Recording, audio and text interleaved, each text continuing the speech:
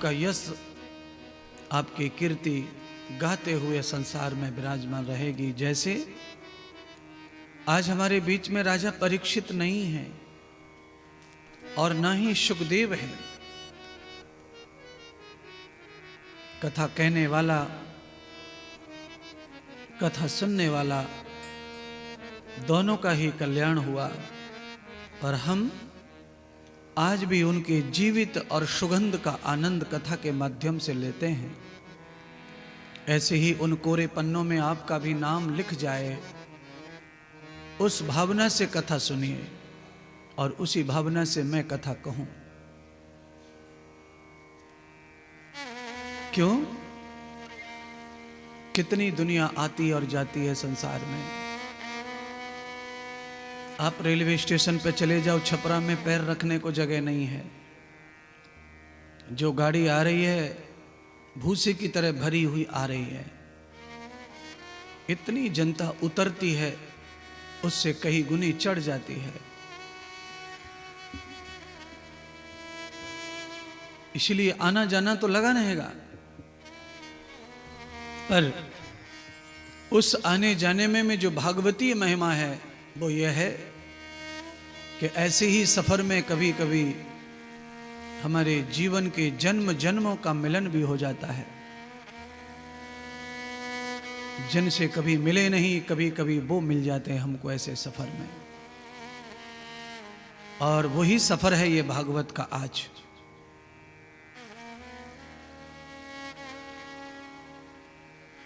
सभी ये सफर कर रहे हैं। उस रेल में वो चोर भी चढ़ रहा है जो दूसरों को छीना झपटी करके दुखी करेगा। उस रेल में वो भिखारी भी चढ़ रहा है जो लोगों से आशा कर रहा है कि मुझे कुछ दो। उस रेल में कुछ लोग ऐसे भी बैठे हैं जो देंगे, लेंगे नहीं। और उस रेल में कुछ लोग ऐसे भी बैठे हैं जो दूसरों को भी अपने साथ ले जाना चाहते हैं। इसलिए संसार इतना बड़ा है, प्रत्येक प्राणी में अलग अलग भाव, अलग अलग विचार, अलग अलग सोच, अलग अलग डिमांड है।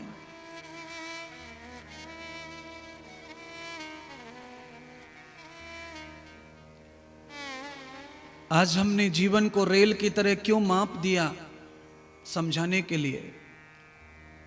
आपको जल्दी समझ में आएगा। छपरा का स्टेशन और रेल आप सबने देखा है, इसलिए समझ आएगी बात कि हम रेल की बात नहीं कह रहे, हम जीवन की बात कह रहे हैं, इस संसार की बात कह रहे हैं। संसार क्या है? संसार एक स्टेशन है, सराय है। स्टेशन पे ज्यादा देर नहीं रुकते, अपनी गाड़ी आने का इंतजार करते हैं। और गाड़ी आई, जिस सीट को बैठकर बैठे थे पकड़ करके उसे छोड़कर तत्काल सीट पर चले जाते हैं, ट्रेन में चढ़ जाते हैं। जैसे स्टेशन आया, जिस सीट के लिए जान लड़ रहे थे, झगड़ रहे थे, उस टिकट को, उस सीट को छोड़कर तत्काल स्टेशन पर उतर जाते हैं। वो सीट से कोई मोह नहीं रह जाता। कब? जब सफर पूरा हो जाता है तब। जब तक सफर पूरा नहीं होता तब तक सीट से बड़ा मोह होता है, लगाव होता है। और उस सीट के बारे में आदमी हक जताता है, ये मेरी सीट है, हटो हटो हटो, ये मेरी सीट है, हटो हटो, ये मेरी सीट है, हटो हटो हटो। और जैसे स्टेशन आया, मुड़ के भी सीट की ओर नहीं देखता, उसकी याद नहीं करता। क्यों? ये भी संसार का ही एक धर्म है, नियम है। क्यों? आदमी दुनिया से तब तक ही मोह करता है जब तक उसकी दुनिया काम की है। और जब ये दुनिया काम की नहीं रह जाती या काम निकल जाता है, पूरा हो जाता है, तो आप दूध की मक्खी की तरह भूल जाते उस व्यक्ति को संसार में। ऐसा भयाभय संसार है ये। और इस संसार में भयाभय में आकर के दो पल का प्रेम आप करो, दो पल का प्रेम, किसी को संतुष्ट करने का भाव रखो। आपकी वजह से किसी के जीवन में क्षणिक आनंद आ जाए, सुख आ जाए। उसके मनोवांछित कुछ इच्छाएं वो पूर्ण हो जाए, आपकी वजह से अगर उन्हें खुशी मिलती है तो आपने बहुत बड़ा जीवन जी लिया। आप पल भर भी किसी को खुशी दे पाए संसार में। और आप तो जानते हैं कि ज्यादातर लोग खुशी देने की बजाय खुशी चुराने के चक्कर में घूम रहे हैं।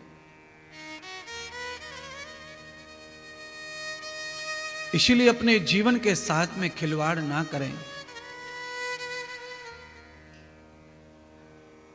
पेट्रोल की गाड़ी में आप पेट्रोल डालेंगे तो गाड़ी का इंजन काफी दिन चलेगा। पेट्रोल की गाड़ी में आपने कोई दूसरा केमिकल डाल दिया तो गाड़ी हो सकता है चले, पर आपकी गाड़ी का इंजन जल्दी बैठेगा, जल्दी खराब होगा। पुराने समय में हमें याद है, हम छोटे थे तो लोग मिट्टी का तेल मोटरसाइकिल में डाल के चला लेते थे। एक मोटरसाइकिल थी, पहले नाम था राजदूत। पानी के अलावा सब डल जाता था उसमें और सभी तेलों पे चल जाती थी वो, पर इतना धुआं छोड़ती थी कि फिर पूरा मोहल्ला खांस खांस के थका रहता था। गाड़ी बंद हो गई, अब गाड़ियां आती हैं, बाइक आ रही हैं, मोटरसाइकिल आ रही हैं। अब लोग उनके साथ में गलत काम नहीं करते तो गाड़ियां धुआं भी नहीं दे रही हैं। जिस प्रकार से कंपनी ने गाड़ी की गारंटी ली है 10 साल की इंजन की,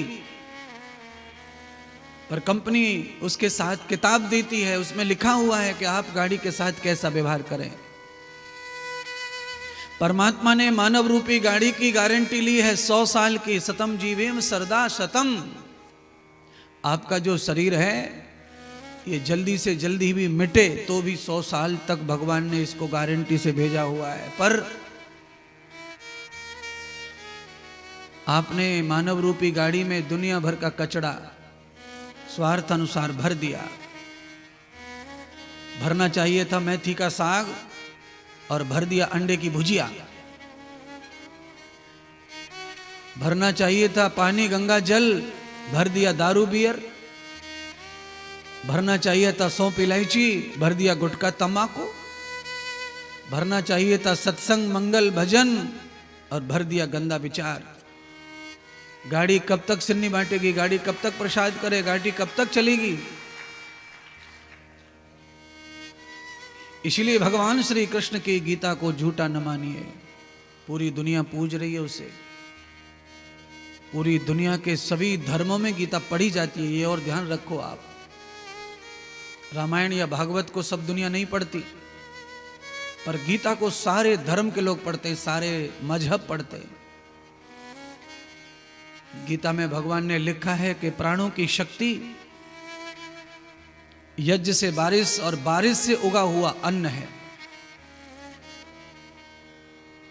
जो वृष्टि से अन्न पैदा होता है वो अन्न प्राणों के लिए शक्तिशाली है। प्राणों की रक्षा अन्न से। अन्नादि भवन्ति भूतानि यज्ञ कर्मम समुद्भव। घर में यज्ञ हो, गांव में यज्ञ हो, उससे बादल प्रसन्न हो, बारिश हो और बढ़िया बढ़िया अनाज, सब्जियां, फल, वृक्ष, बगीचे उत्पन्न हो जाएं, उसको मानव जब ग्रहण करता है नीति अनुसार तो उसके प्राणों की शक्ति बढ़ती है, उसकी आयु बढ़ती है, उसका बुद्धि बढ़ती है, उसका विचार बढ़ता है।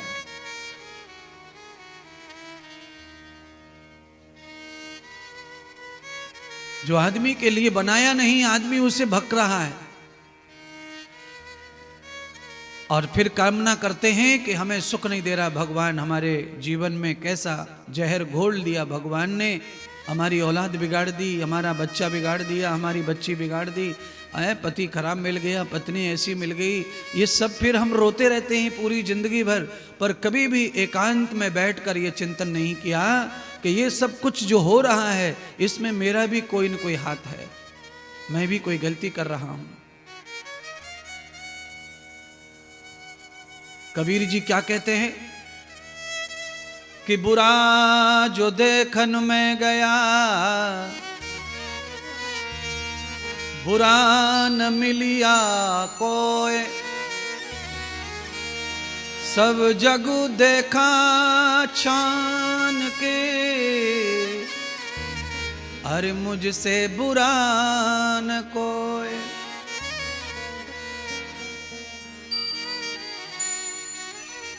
कभी ऐसा कबीर जी की बात को याद करो, कभी उसको स्मरण करो, कभी चिंतन करो कि बेटा, मेरा बालक, मेरा बेटा बुरे पथ पर चल पड़ा है, बुरे मार्ग पे चल पड़ा है। क्यों? मेरे अंदर क्या कमी ऐसी रह गई? मैंने क्या कम कर दिया? क्या उसने गलत देखा मेरा? आप ध्यान कर लेना, घर में गलत अगर नहीं है व्यवहार, तो बच्चों में भी गलत व्यवहार उत्पन्न होने वाला नहीं है। केवल आप पड़ोसियों पर, कॉलेज के बच्चों पर, केवल आप दुनिया पर थोपते हो कि बुरी संगत के कारण बच्चा बिगड़ गया ना। बिल्कुल सच कहा आपने, बुरी संगत। पर बुरी संगत बच्चे को बाहर नहीं, बुरी संगत बच्चे को घर में ही मिली है। सोते जागते बच्चा जो देखता रहता है वही संगत है। आप जो हरकतें करते रहते हो वही संगत है। आप खाएं बकड़ा मुर्गा तो सही, और बच्चा पिए तो खराब।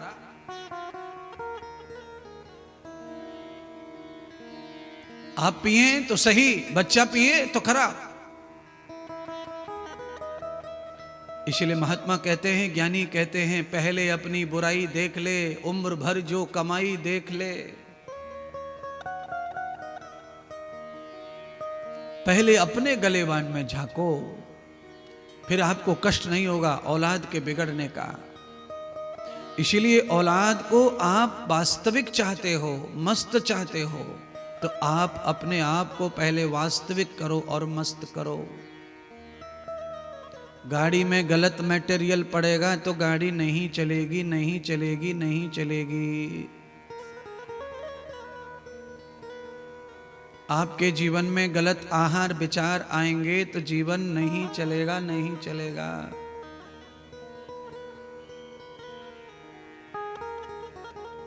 तो क्या करना चाहिए फिर महात्मा जी बताओ? बताते हैं, एक भजन के माध्यम से आपके कान खोलते हैं। खिलौना समझ कर, खिलौना समझ कर, हाँ इसे तू न खेल।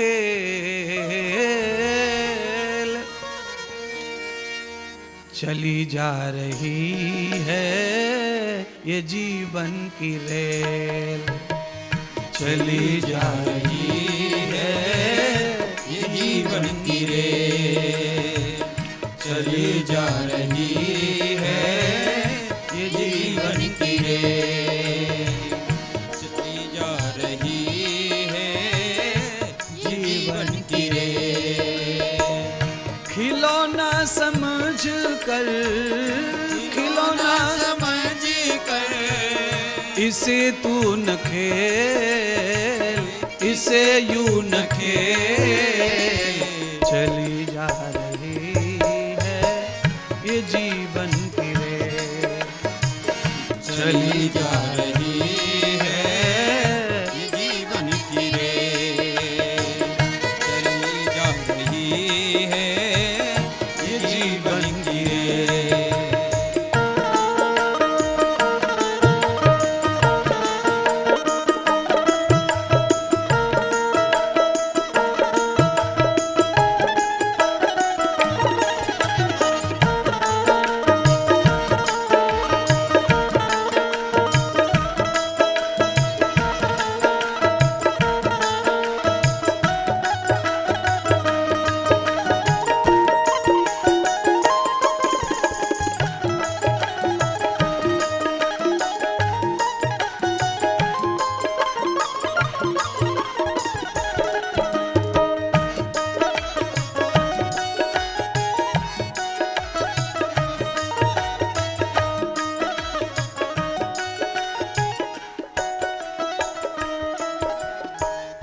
मानव जीवन की गाड़ी किसने बनाई?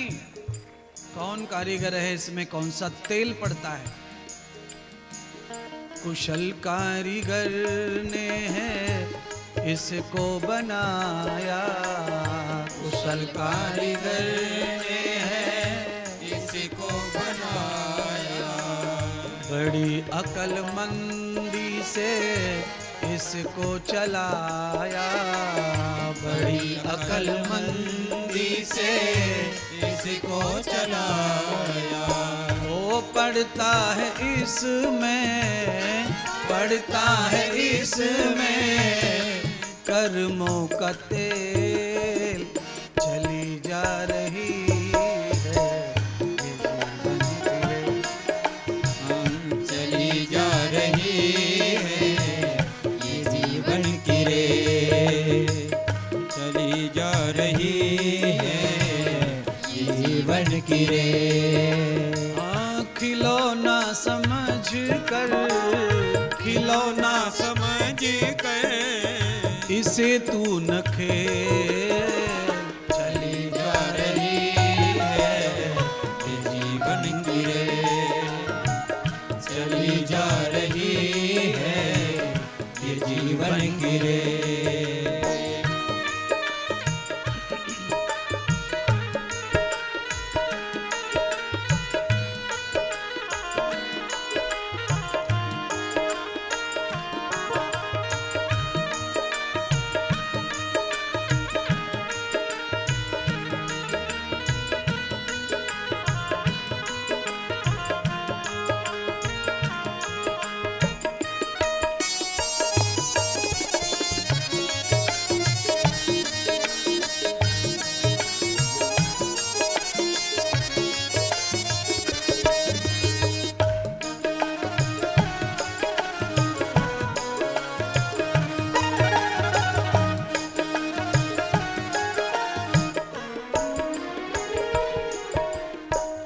कोई इससे आए आए, कोई इससे जाए, कोई इससे आए आए कोई इससे जाए।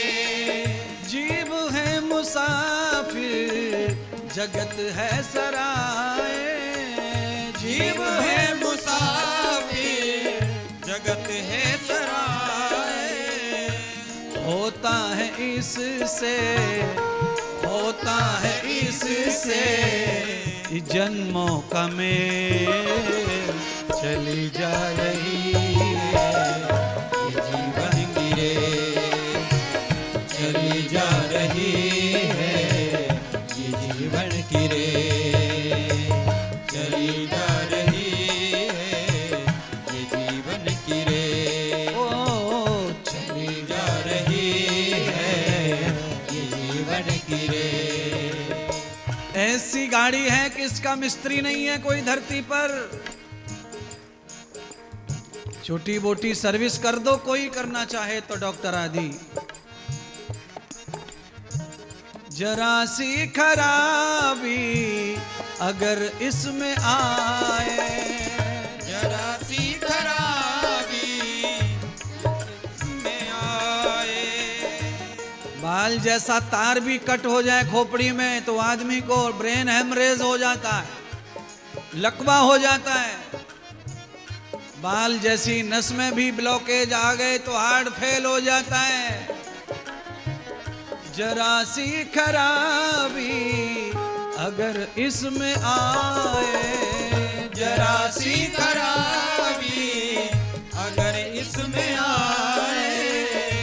एक कदम फिर, एक कदम फिर सरकने न पाए, एक कदम फिर सरकने न पाए। होती है हमेशा के लिए ये फेल, होती है हमेशा के लिए फेल। चली जा रही है जीवन की रेल, चली जा रही है ये जीवन की रेल। ओ खिलौना समझ कर, खिलौना समझ कर इसे तू न खे। चली जा रही है ये जीवन की रेल, चली जा रही है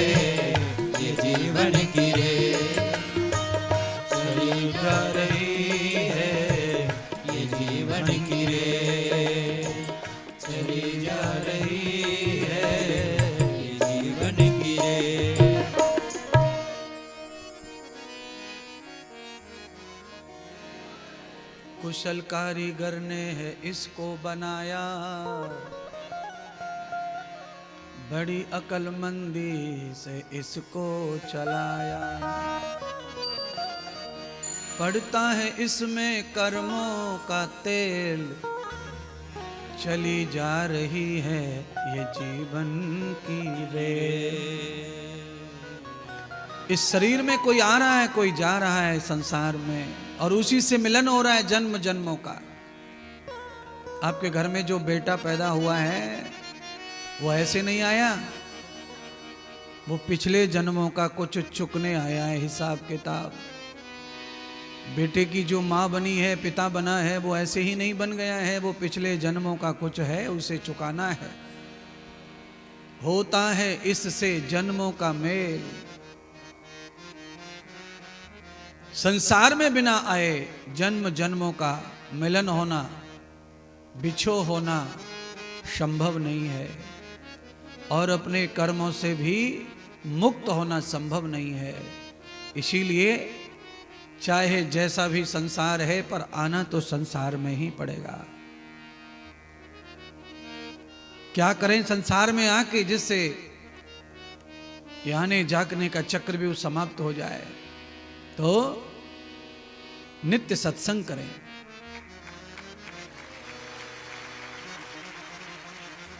नित्य भजन करें, नित्य सेवा दान करें, और नित्य परिश्रम करें, मेहनत करें। इन कामों से कभी थकना नहीं, और किसी के ऊपर एहसान नहीं करना काम करने का। कुछ लोग काम करते तो हैं पर एहसान बहुत करते हैं, गालियां दे दे के घर वालों को खिलाते हैं। साले सब बैठ के खा रहे, मैं अकेला कमाता हूं। बेटा बेटी पत्नी सब साला, आप अकेला कमा रहे हो, खिला रहे हो, एहसान नहीं कर रहे हो। आप खा के बैठे हो किसी का, इसलिए खिला रहे हो, इसमें क्या एहसान की बात है?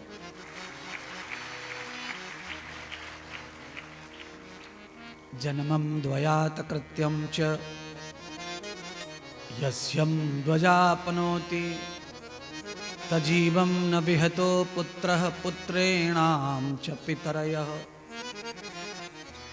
बार बार जन्म लेकर कभी पिता कभी पुत्र बनकर आना पड़ता है संसार में, कभी पति कभी पत्नी बनकर भी संसार में आना पड़ता है। हमेशा पत्नी नहीं रहती कोई, और हमेशा कोई पति नहीं रहता।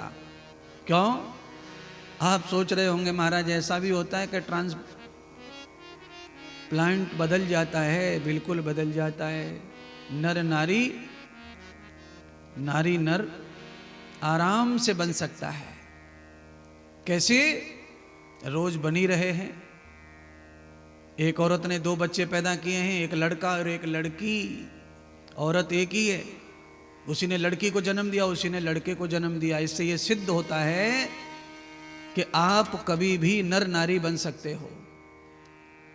अच्छा, कुछ लोग यही भ्रम फैला रहे हैं कि ना, नारी हमेशा नारी रहती है, चाहे वो चिड़िया बने, चाहे वो तोती बने, चाहे वो कबूतरी बने, और नर हमेशा नर रहता है। तोता बनेगा, बकरा बनेगा, गधा बनेगा, घोड़ा बनेगा, हाथी बनेगा, पर नर नर रहेगा। अगर नर नर रहता तो भगवान विष्णु विश्व मोहिनी कैसे बन जाते, राधा कैसे बन जाते? पागलों की खोपड़ी को ठीक करने के लिए भगवान को ये सब लाला करना पड़ता है, लीला है, ये सब नाटक। भगवान को अदला बदली करनी पड़ती है दुनियादारी की खोपड़ी ठीक करने को। भगवान शिव काहे को गोपी बनते? उन्हें तो शिव को पा चुके थे भगवान उसी रूप में। नारायण तो रोज उनको दर्शन देते थे, पर क्या जरूरत है गोपी बनने की? भगवान शिव ये सिद्ध करना चाहते हैं कि जिस लीला में भगवान को जैसा भक्त प्रिय है ऐसे ही हमें बन जाना चाहिए। भगवान को कैसा प्रिय भक्त है? आज भगवान को आप कथा श्रोता के रूप में पसंद हैं, कल भगवान का मूड बदल गया कि आप श्रोता नहीं, आप कुछ और बन के आओ भगवान की खुशी के लिए, तो भगवान के लिए वो बन जाना ही हमारे लिए भक्ति है। क्यों? परमात्मा जैसे रखे हमें वैसे रहना है, तो उससे क्या होगा? हमें जो चाहिए वो सब प्राप्त होगा। और हमारे मन में संशय, ना ना ना ना, मैं ये काम कैसे कर सकती हूं, मैं ये कैसे करूं, मैं नहीं करूंगा, चाहे नाराज हो चाहे खुश हो भगवान। तो समझ लेना फिर आप भक्त नहीं हैं। इसीलिए भगवान ने स्वयं लक्ष्मी रुक्मिणी को आने नहीं दिया था रास लीला में। क्यों? लक्ष्मी गोपी बनना नहीं चाह रही थी, रुक्मिणी गोपी बनना ही नहीं चाह रही थी। वो तो कह रही मैं तो लक्ष्मी हूं, लक्ष्मी रहूंगी। भगवान ने कहा कि फिर पत्नी को एंट्री नहीं है इसमें, यहां तो उसी को एंट्री है रास में जो गोपी भाव से ओतप्रोत हो गया। तो भगवान शिवजी ने वो भाव धारण कर लिया पार्वती के संग में, तो एंट्री मिल गई।